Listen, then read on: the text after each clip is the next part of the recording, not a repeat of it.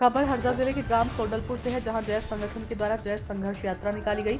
जैस संगठन जिला इकाई हरदा द्वारा क्षेत्र के आदिवासियों, किसानों और ग्रामीणों की समस्याओं के निराकरण के लिए महामहिम राज्यपाल और मुख्यमंत्री के नाम एक ज्ञापन सौंपा गया। संगठन के पदाधिकारियों ने बताया कि 30 मई से 2 जून तक रहटगांव क्षेत्र के विभिन्न गांवों में जैस संघर्ष यात्रा निकाली गई थी, जिसके दौरान ग्रामीणों और किसानों से सीधे संवाद किया, जिसके बाद कई गंभीर समस्याएं सामने आई। संगठन ने टिमरनी एसडीएम संजीव कुमार नागू को ज्ञापन सौंपा, जिसमें उनकी मांगे प्रमुख जैसे गंजाल डैम परियोजना निरस्त हो और खाद और पानी की समस्या दूर हो, वन अधिकार और पेशा कानून लागू हो। कई ग्रामीण क्षेत्रों में बिजली और नेटवर्क संकट काफी समस्याएं हैं और उन्हें तत्काल दूर किया जाए। संवाददाता मोहनलाल नागले की रिपोर्ट।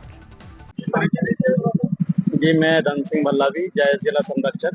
देखिए, हम लोग आज जो यात्रा निकाल करके यहाँ पर समापन कर रहे हैं, ये आदिवासी किसान और आदिवासियों पर हो रहे अत्याचार और आदिवासी गांवों के विकास को लेकर के था, जिसमें लगातार वन विभाग द्वारा आदिवासियों पर जो है अत्याचार किया जा रहा है, शासन प्रशासन द्वारा आदिवासियों पर अत्याचार किया जा रहा है, क्योंकि आदिवासियों को जो है चिरकाल से पीढ़ी दर पीढ़ी पुरखों के समय से जंगल में निवास करते आ रहा है और उन्हें जो है जंगल से कागज नहीं होने का बहाना करके निकाल रहे हैं, जो कि सरासर गलत है। दूसरा, बांध परियोजनाओं के नाम से विस्थापन, जैसे वर्तमान में गंजाल मोरण बांध परियोजना, जिसमें आदिवासी विस्थापन होंगे। हम जो विकास के खिलाफ नहीं है, लेकिन जिस गांव को विस्थापन हो रहा है, जिस जमीन से विस्थापन हो रहे हैं, जो गांव विस्थापन हो रहा है, गांव के बदले गांव, नल के बदले नल, मंदिर के बदले मंदिर, स्कूल के बदले स्कूल, रास्ते के बदले रास्ता बना करके गवर्नमेंट दे दे और गांव के बदले गांव बसा कर दे दे, हम जो है वहां से हटने के लिए तैयार है। अगर इसके बिना पर अगर हटाते हैं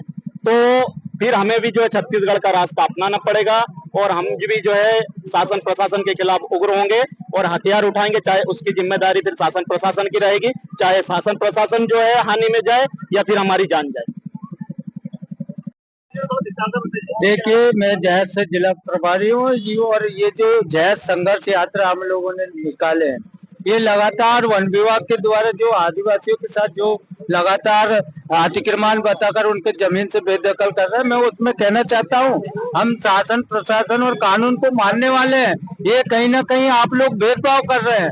हमने लगातार कई सारे लोग, जो बड़े बड़े लोग अतिक्रमण करके रखे, जैसा कि टेमा गांव गौशाला हो, उसको भी इन्होंने अतिक्रमण करके रखा, लेकिन वन विभाग ऐसे लोगों पर कोई कार्रवाई नहीं करती और हमारे लोग अगर कहीं थोड़ा बहुत मेर आ गए तो उस पर तत्काल जेसीबी चलाकर कार्रवाई देती है। तो मैं प्रशासन से कहना चाहता हूं कि क्या कानून गरीब लोगों के लिए बना कि सामान्य लोगों के लिए बना? मैं प्रशासन से कहना चाहता हूं कि अगर ऐसे भेदभाव होगा तो जल्दी आदिवासी समाज के लोग उग्र हो सकते हैं और ईंट का जवाब पत्थर से भी दे सकते हैं।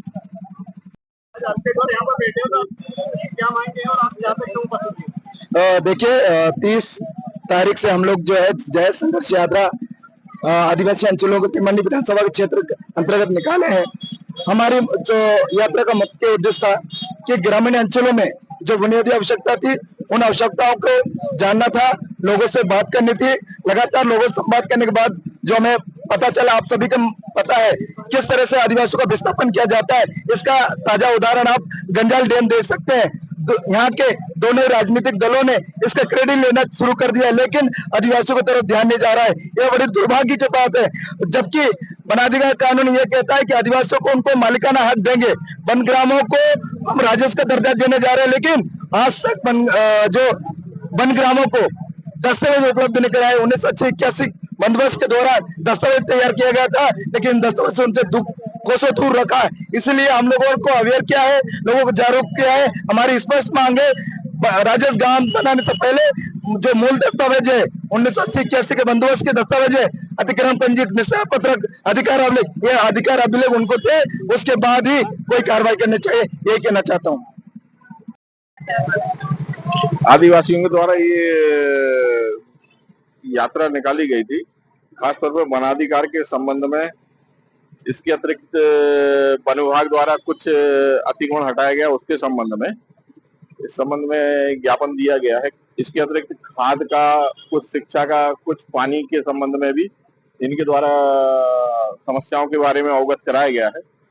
इस संबंध में इनके द्वारा आज एक ज्ञापन दिया गया है महामहिम राज्यपाल के नाम, जो महामहिम राज्यपाल को पहुंचाया जाएगा।